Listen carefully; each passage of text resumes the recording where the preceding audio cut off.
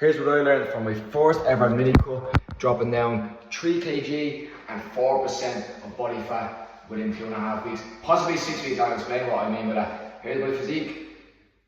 Give it a quick tense, do it back really quick. Alright, so we'll pick up where I left off in my last monthly check-in. That was the 11th of December. I was 90 kg and 17.7% body fat. Nearly 18%, pushing the limits there, okay? So I decided it was time to cut down. Now, I also needed a deload, and I didn't know whether to continue lifting over the Christmas or not.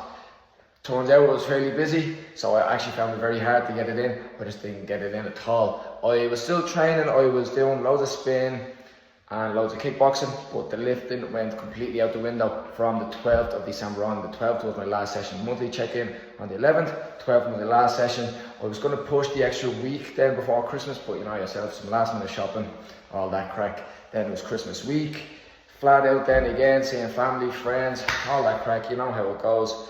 And then the first week of the year, I got back training. Now I was only doing spins and kickboxing to start off with, getting back into the swing of things, and I couldn't keep up the 13 sessions a week.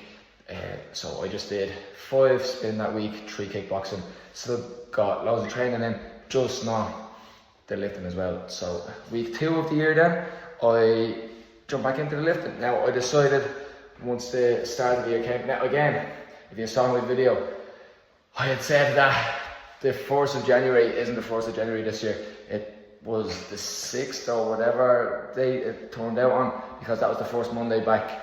I'm not sure if it was the 6th, I can't remember. But anyway, you can go onto my page and check that. So that's when I started back fully. That again, just spins and kickboxing for them. No lifting, but I did decide to drop the calories. Now, this is where we go into the aggressive mini cut. I wanted to reset some body fat, or just reset the nervous system, and I was putting on too much body fat. And as most of you know, if you get above 18% body fat on a cut, on a bulk, the threshold for, or the ratio for putting muscle on compared to fat gets a bit weaker. You put on more muscle compared to fat. Other way around, more fat compared to muscle.